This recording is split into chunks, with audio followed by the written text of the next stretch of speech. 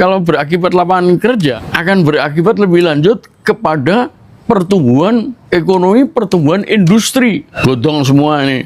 Omongannya Purbaya itu bodong, Hasyim bodong, omongannya Bowo gombal, kebocoran terjadi di setiap sisi otaknya Prabowo itu bocor semua. Kita menyiapkan diri saja untuk pemerintahan yang baru. Memang sebaiknya sebelum 20 Oktober ya. Kita mulai aja lah Oktober.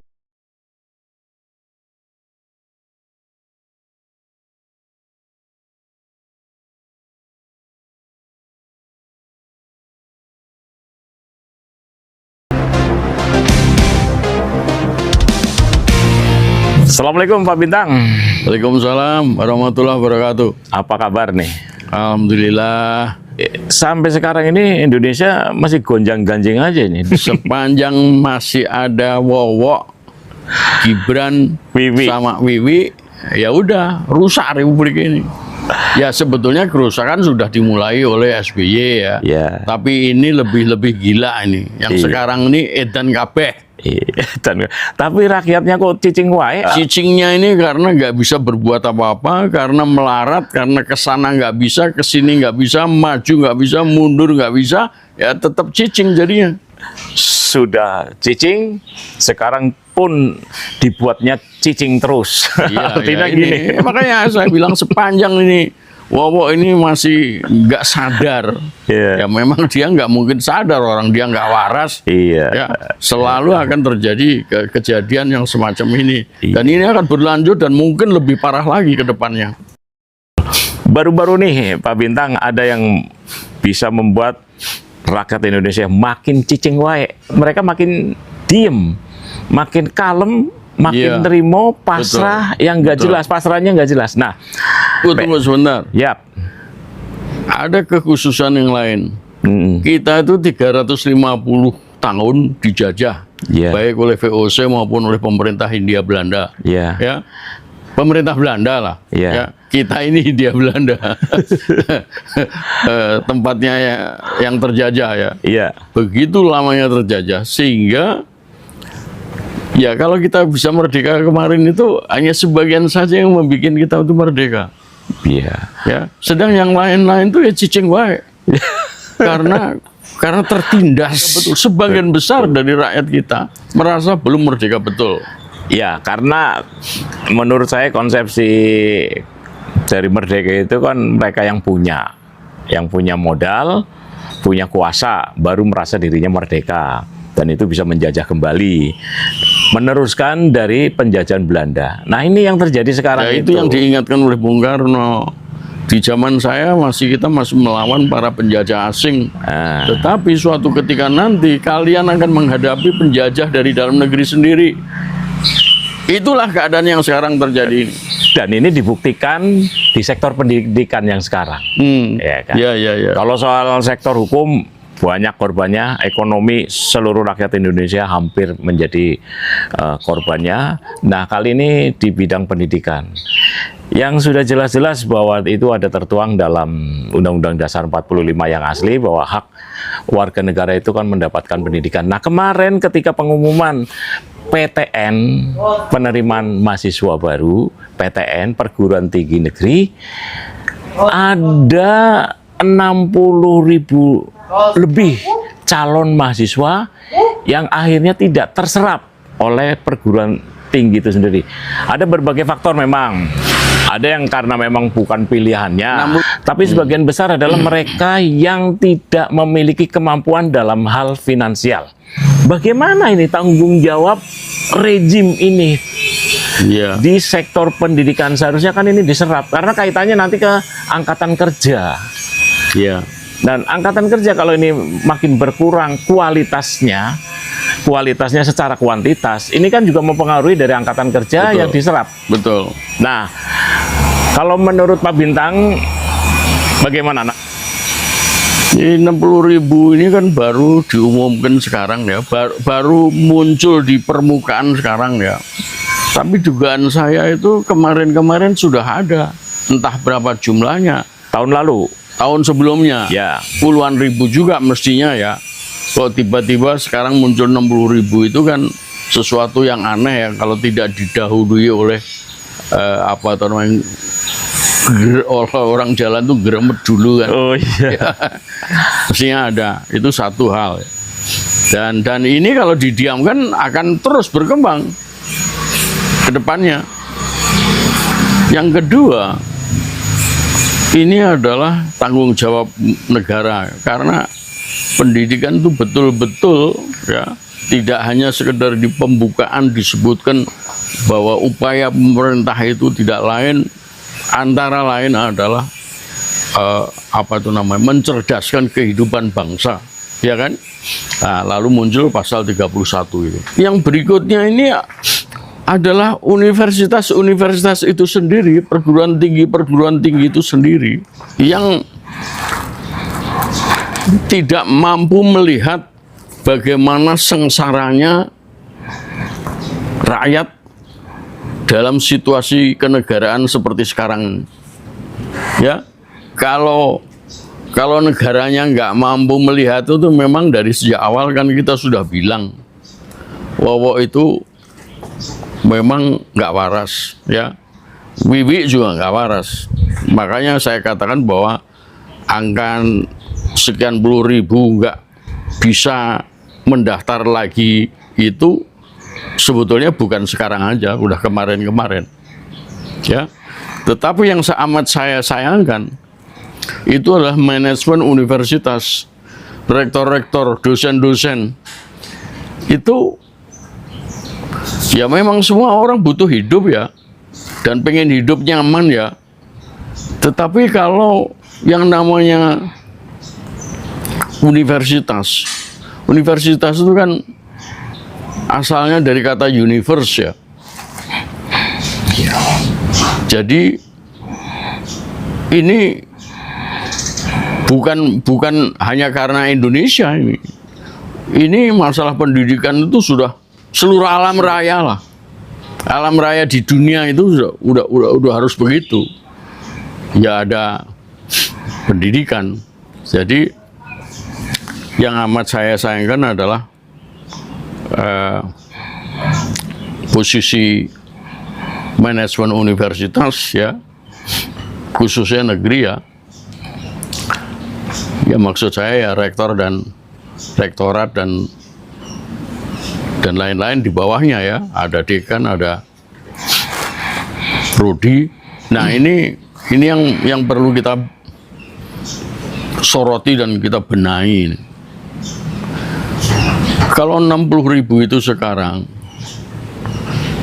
berarti sekian puluh ribu sekitar segitu ya. Iya. Bahkan mungkin lebih banyak lagi ke depannya ya. Itu akibatnya adalah di dalam hal lapangan kerja. Mereka sekolah itu untuk apa? Tidak hanya sekedar ilmu untuk ilmu kan? Mereka itu mempunyai cita-cita untuk bisa hidup bahagia, sejahtera, berkecukupan dengan ilmunya itu. Karena ilmu itu kan bermanfaat buat rakyat, bangsa, dan negara. Jadi pikirannya adalah seperti itu, untuk bisa hidup. Nah sekarang ternyata mereka nggak bisa mencapai cita-citanya untuk bisa menjadi mahasiswa karena situasi negara yang seperti ini. Dan ini akan terus berlanjut ya. Tidak hanya sekedar sudah berlangsung, tetapi juga akan berlanjut mungkin lebih besar lagi. Mereka yang kemudian terpaksa tidak tertampung di perguruan tinggi negeri, masih untung kalau mereka bisa diterima di swasta. Tetapi kemungkinan juga mereka akan terlempar dari kampus. Jadi lulusan SMA doang. Nah ini, maka nggak heran kalau kemudian 80-90% dari labor force kita itu, ya angkatan kerja kita itu memang SD, SMP, SMA. Nah, jadi berbicara soal labor force, kita ini pertumbuhan demografi ya, pertumbuhan penduduk kita ini kira-kira 6-7% per tahun. 6-7 juta lahir setiap tahun.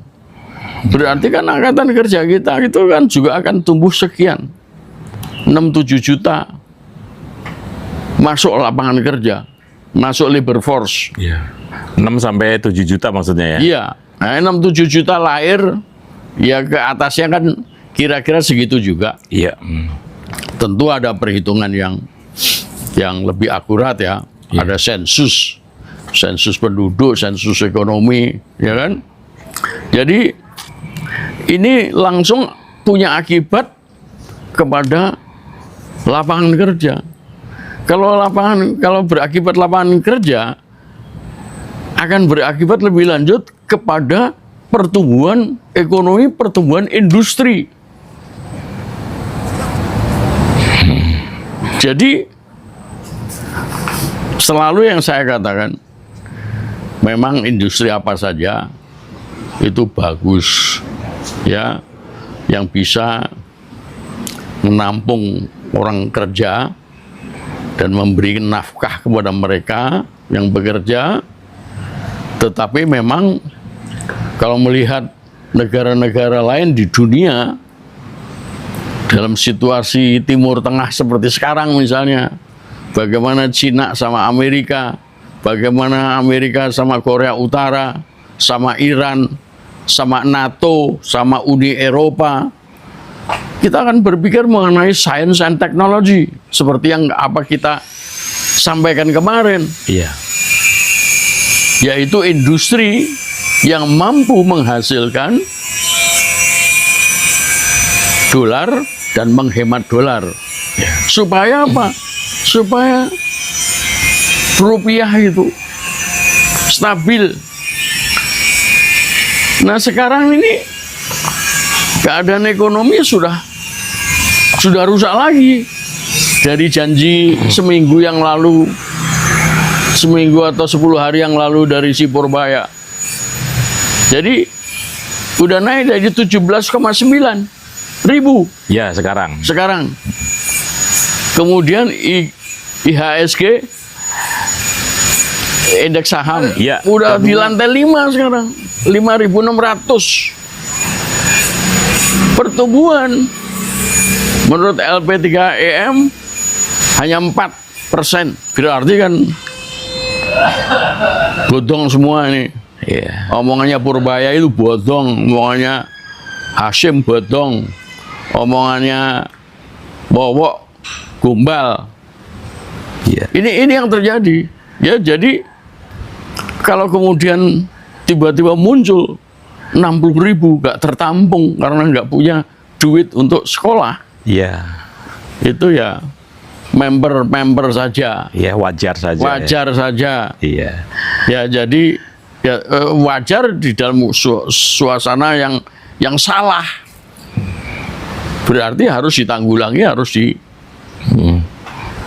diluruskan kembali. Dan salahnya ini sekarang yang menjadi korban lagi-lagi rakyat miskin, Pak. Dari 60 itu paling tidak ini kan sudah dikurangi oleh jatah. Di dalam perguruan tinggi kan ada jatah pejabat pusat, daerah, dan lain-lain. Ini pun sudah dikurangi, itu masih ada 60.000 yang tidak mampu melakukan daftar ulang, yaitu tepatnya itu tadi 60.131 calon mahasiswa. Berarti ini kan berapa keluarga yang tidak calon mampu. Mahasiswa yang sudah dinyatakan diterima, Sudah lulus diterima, lulus dan diterima. Iya, ya tinggal kan? melakukan daftar ulang. Tidak bisa daftar ulang. Ini bajingan betul, Mas. Ini bajingan menyengsarakan betul nih, keadaan situasi begini. Nah, tadi saya sudah sampaikan bahwa ini akan berlanjut dan akan bertambah, dan itu akan mempengaruhi situasi ekonomi, situasi lapangan kerja, industri, teknologi kita, dolar kita. Ya. eksistensi kita sebagai negara. Nah, unsur berikutnya yang perlu kita soroti bersama adalah manajemen universitas. Ini universitas maunya apa? Ya saya orang universitas ya. Saya baru sekitar 3-4 tahun yang lalu mulai meninggalkan kampus ya. Ya udah tua, udah bosen saya. Istilahnya kalau di luar negeri burnout itu seperti kebakaran. Ya, betul. Otak saya itu udah terbakar dengan rutinitas yang tidak ada hentinya dan tidak ada kelihatan kemajuannya. Jadi saya udah jenuh. Ya, udah jenuh yang kemudian membakar. Nah, jadi saya masih ingat betul ya bagaimana teman-teman saya, mantan murid saya itu menghasilkan 2 profesor, paling enggak ya, 2 profesor sebelum saya meninggalkan kampus ya. Satu dokter lulusan Australia, satu lagi dokter lulusan Amerika. Itu saya yang ikut mendorong mereka untuk jadi profesor. Tetapi cara berpikir mereka juga begitu, Mas. Jadi teman-teman dosen itu rebutan duit, rebutan untuk mendapatkan uang bimbingan. Jadi bimbingan skripsi itu, katakanlah satu kelas itu mungkin ada 30 ya. Kalau ada 3 kelas, berarti kira-kira 100. Nah, tiap semester itu begitu. Ada yang harus dibimbing. Itu rebutan, Mas. Rebutan duit. Rebutan apa ya? Rebutan sego. Rebutan nasi untuk mendapatkan uang bimbingan, ya, itu bisa sampai satu orang ya, itu bisa sampai 15-20, Mas. Satu orang itu bisa membimbing 15-20. Nah, biayanya berapa saya nggak tahu saya. Sebab saya terima langsung masuk ke rekening saya. Ya, jadi saya, ya mereka sendiri yang ngatur lah. Ya, ketua jurusan yang mengatur. Jurusan yang lain juga kurang lebih juga begitu. Ya. Tapi ada yang dapat 1, dapat 2, maksimum ya itu ya 3 lah. Dan 3 atau 4 itu sebetulnya udah cukup. Cukup di dalam artian seorang dosen tidak mungkin akan bisa membimbing dengan kualitas bagus kepada mahasiswanya kalau lewat 5. Lah, si pembimbing itu harus membimbing dalam bahasanya juga, dalam problem definition dari skripsi yang mau dia bikin atau tesis yang mau dia bikin. Belum nanti bagaimana metodenya untuk bisa menyelesaikan, modelnya untuk bisa menyelesaikan persoalan tersebut. Itu saya terus terang nggak pernah lebih dari 5. Ya 5 itu hanya sekali 2 kali saja. Bahkan yang terakhir ya, itu muncul isu, Mas. Pak Bintang itu kan sebetulnya udah nggak layak untuk membimbing. Nggak tahu karena umurnya, nggak tahu karena apa ya. Itu terakhir tahun 2016, saya itu hanya membimbing 1 orang, S2. Ya karena sudah jadi rebutan tadi itu. Isunya macam-macam. Begini kayak begitu kayak. Malah ya, Karena saya misalnya tidak hanya yang saya bimbing saja yang saya koreksi, tetapi ketika saya ikut dalam tim penguji mahasiswa, sekalipun dia bukan bimbingan saya kan harus tanda tangan. Ya kalau Jokowi nggak ada tanda tangannya itu. Dosen pembimbingnya ya. Ya pembimbingnya, pengujinya nggak ada tanda tangan tuh, kosong. Nah saya selalu tanda tangan, ya kan?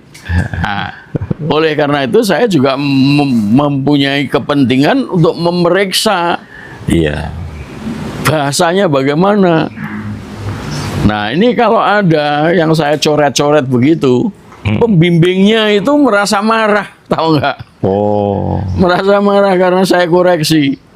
Padahal ini si pembimbing itu murid saya juga dulunya. Itu kayak gitu. Nah, saya yang orang tua, saya nggak mau berkelahi rebutan kayak gituan. Ya, ya. Jadi ini memang manajemen keuangan universitas itu perlu dibenahi. Bahkan saya juga ketika ada orang pajak datang, 3 orang pajak datang untuk memeriksa saya. Awalnya saya pikir ya bener-bener aja, ya saya bayar pajak apa enggak kan gitu kan, dan apakah besarnya udah sesuai atau enggak kan gitu kan. Ternyata dia mendatangi saya itu karena saya dianggap vokal.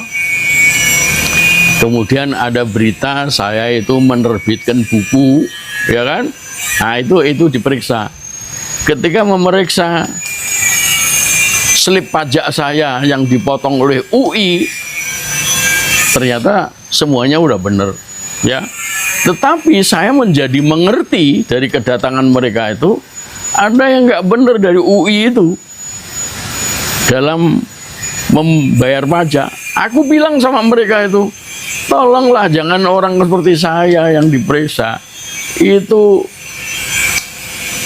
keuangan UI itu juga perlu diperiksa. Bahkan kemudian saya tambah juga, loh itu kenapa Meikarta nggak dioyak-oyak? Masa satu orang James Riyadi bisa bikin kota, ya kan? Dan nggak cuman James Riyadi aja, si Agwan juga bisa bikin kota, ya. Si Anthony Salim juga bisa bikin itu, Sumarekon juga bikin Sumarekon City, Podomoro City, ya kan? Itu kok nggak pernah dikejar-kejar pajaknya. Itu pasti nggak bener, pasti nggak bener.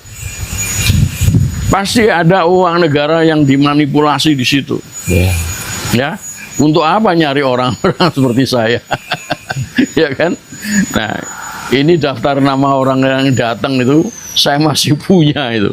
Nomor teleponnya pun masih punya. Kadang-kala saya kasih salam juga sama dia yang pernah meriksa saya itu. Ya. Nah, jadi keuangan UI seperti yang pernah saya juga contohkan ya. Teman saya punya anak. Wah, pengennya bukan main masuk UI. Dimasukkan ke dalam bimbingan belajar yang nantinya akan menjadi calon mahasiswa di UI, ya kan? Bimbingan belajarnya itu puluhan juta. Nah, ternyata nggak diterima. Itu duit lari kemana itu, ya kan? Artinya saya mempertanyakan, bimbingnya bagaimana kok bisa begitu gitu. Kalau bimbingan dari UI, dosen-dosen UI untuk bisa masuk universitas, ya kan, diterima gitu kan, itu kan mestinya bimbingnya bener. Ini bimbingnya nggak bener, tapi duitnya diterima kan gitu. Dan universitas yang lain kira-kira begitu juga. Nah, jadi yang berikutnya adalah keberadaan negara. Ini ya kalau mau bicara ya, dulu ada Anies Baswedan, kemudian Nadiem, kemudian Brian, ya kan? Ini kerjaannya apa? Khusus tentang Anies ya, saya itu nggak ngerti itu dia lulusan apa itu. Ya dia dari UGM langsung ke Amerika. Ketika saya pulang dari Jerman, lalu digojlok sama Pak Harto, ya dipersekusi sama Pak Harto, ya itu saya masih melihat tahun 95 itu Anies itu masih di UGM. Mungkin dia berangkatnya 96 atau 97 ya. Iya. Ya. Tapi pulang dari Amerika, dia ilmu apa yang dapat itu di bidang apa? Nggak ada yang tahu. Anda tahu? Ekonomi kalau nggak salah. Di UGM-nya ekonomi. Oh iya. Di sananya belum tentu. Belum tentu. Ya. Seperti saya kan insinyur ITB, Iya. tapi sampai di sana kan jadi ekonom, ya kan? Jadi nggak tahu itu. Tahu-tahu jadi Menteri Pendidikan. Belum selesai 5 tahun, udah dicopot dia kan? Iya, sama Joko Ya. Widodo. Ya, memang Joko Widodo memang gombal juga ya, Iya. ya kan? Tapi dicopotnya itu gara-gara kenapa itu kan mestinya kan punya ada Alasan. bagian dari tanggung jawab Iya. kerjanya, ya kan, di pendidikan. Katanya sih mau mengungkap kasus ijazah-ijazah yang palsu di lingkungan pegawai negeri gitu, atau ASN, kabarnya waktu itu, sehingga Anies Rashid Baswedan Ya kabarnya waktu itu, setelah dia dicopot, dia nggak ngomong apa-apa toh. Padahal masalah ijazah palsu. palsu-palsuan itu, profesor palsu, doktor palsu, insinyur palsu, itu sudah terjadi jauh hari sebelumnya, bertahun-tahun sebelumnya, ya kan? Iya. Nah kalau mau ngomong aja ya, Menteri Pendidikan di zamannya Habibie itu namanya siapa? Dia yang memecat saya jadi pegawai negeri dia. Iya, Itu iya. gelarnya profesor ya, tetapi dia tidak pernah mengajar. Dia tuh stafnya Bang Ali dulu waktu jadi gubernur, ya nggak pernah mengajar. Kok bisa jadi profesor hanya karena dia Menteri Pendidikan? Wardiman Joyonegoro. Oh iya, Wardiman Joyonegoro. Sekarang Nadiem kena 10 tahun karena korupsi. Iya. Meskipun ada satu hakim yang sebetulnya mempunyai dissenting opinion, yaitu dibebaskan. Ya, nanti mestinya banding dia. Ya, si Nadiem ini, Makarim ini banding ya. Kita lihat aja nanti. Ya. Lalu sekarang si Brian. Brian tuh ngapain coba? Ya. Mbok dia itu ikut ngatur misalnya ya.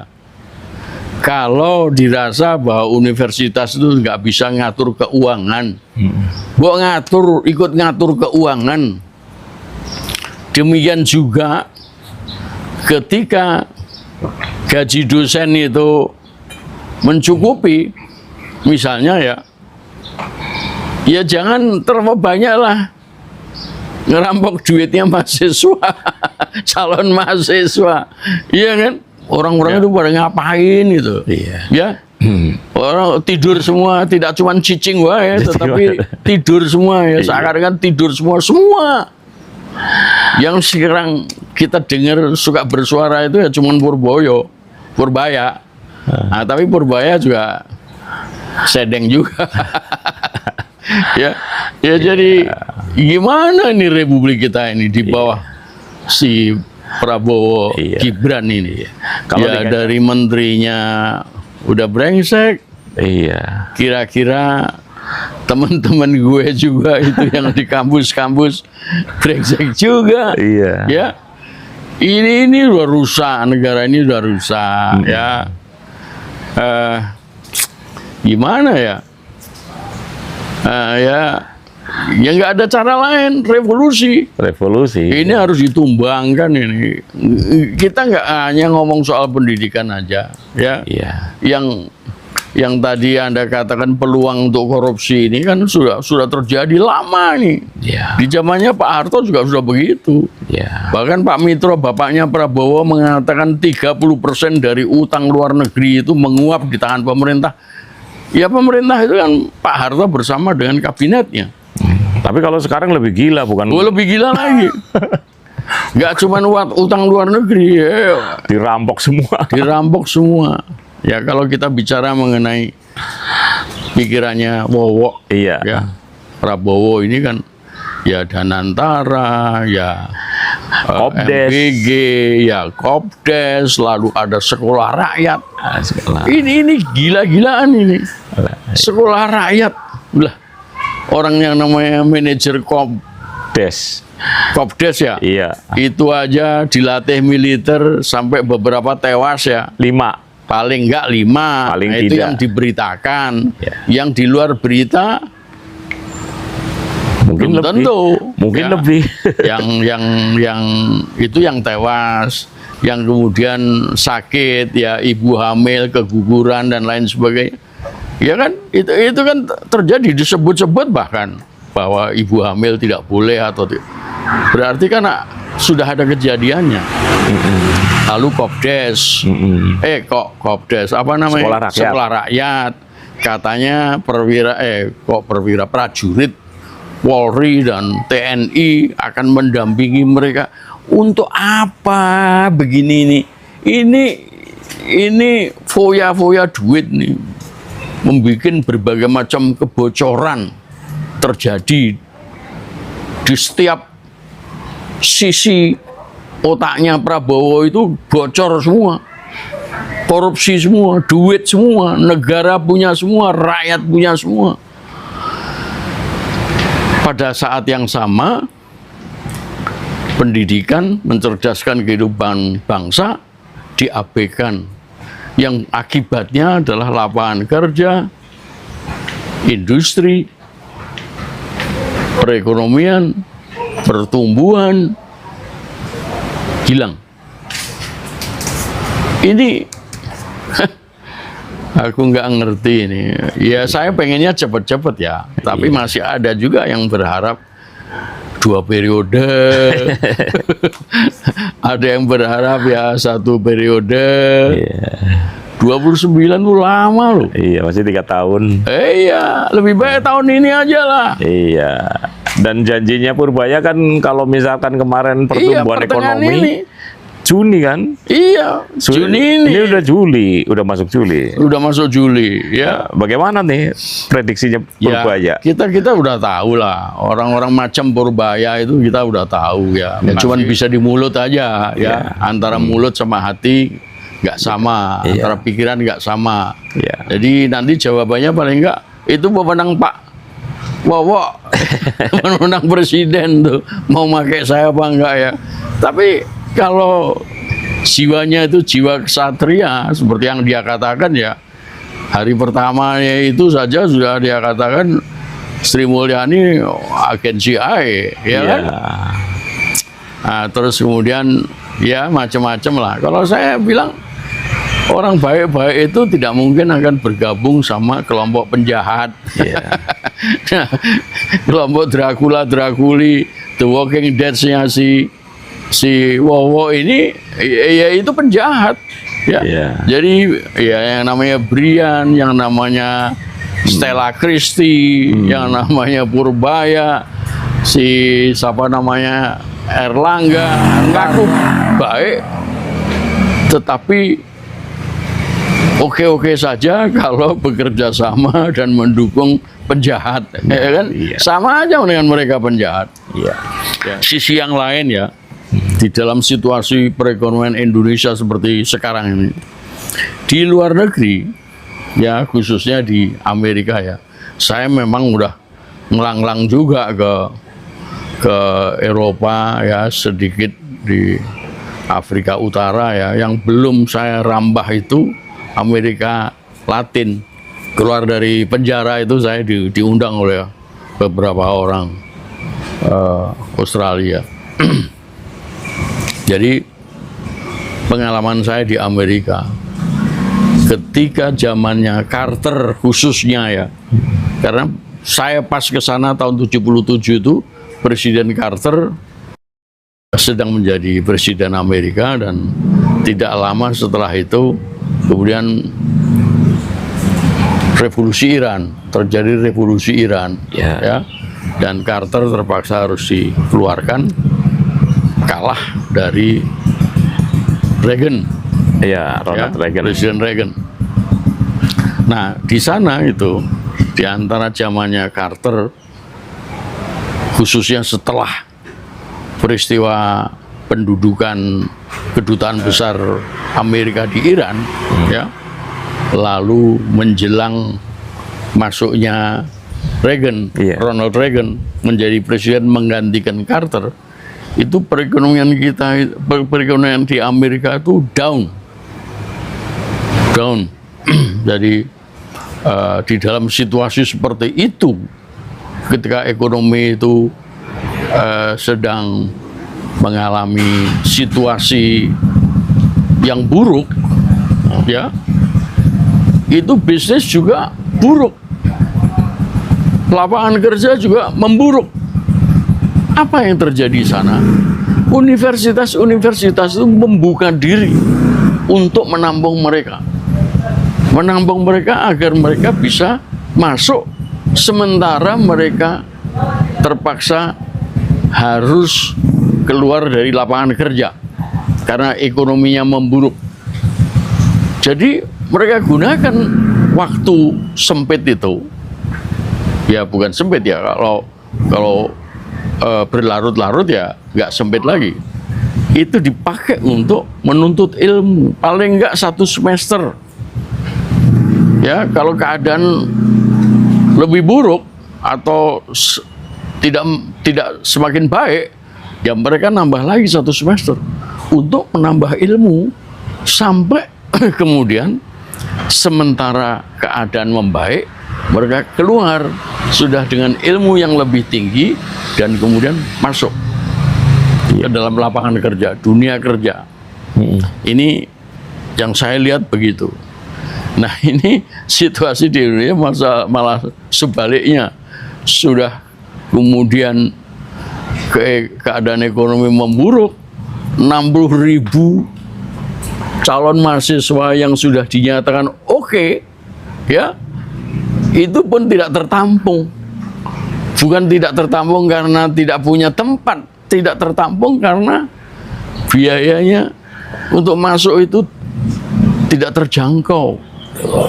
Ya, itu satu hal ya. Terus hal yang lain, ini yang saya lihat bertahun-tahun yang lalu, saya melihat begitu banyaknya orang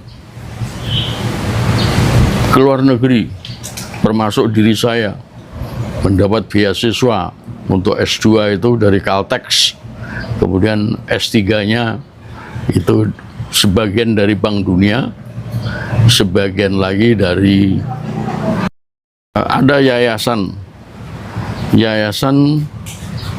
minyak, perusahaan minyak di Amerika yang pernah bekerja di Indonesia. Jadi mereka membuat yayasan dan mereka memberikan beasiswa kepada mereka-mereka yang membutuhkan. Jadi saya melihat begitu banyaknya. Ya, saya yang dari negeri, ya, saya mempunyai banyak teman dari Departemen Pertanian di sana, di Amerika. Lalu banyak juga yang swasta. Bahkan saya menjadi ketua Permias untuk daerah Midwest, ya, termasuk Iowa State tempat saya itu. Permias itu persatuan Perhimpunan Mahasiswa Indonesia di AS. Oh, iya. Ya. Nah, di sana ya, jadi kita mengadakan karnaval, kita mengadakan tari-tarian, ya. Orang-orang yang kita undang orang-orang bule, ya kan? Nah, itu jadi saya tahu begitu banyaknya mahasiswa. Bahkan sekarang ini cukup banyak lah mahasiswa kita yang sekarang sedang belajar sekolah di luar negeri, baik atas biaya sendiri maupun biaya negara, ya, atau beasiswa atau beasiswa umumnya, ya. Itu setelah pulang mereka nggak dapat tempat, Ya beberapa aja yang seperti Brian. Purbaya itu nunggu 15 tahun baru masuk, dan sudah banyak yang lupa dia. Sehingga nangani ekonomi juga nggak ngerti dia. Ya, jadi seperti itu, nggak dimanfaatkan. Jadi human investment terhadap putra-putra Indonesia itu banyak yang mubazir, nggak dimanfaatkan ya. Tidak berarti bahwa kemudian pemanfaatannya itu harus menjadi menteri, menjadi mengisi di kursi-kursi kabinet atau pemerintahan ya. Tetapi penempatannya di industri juga nggak ada.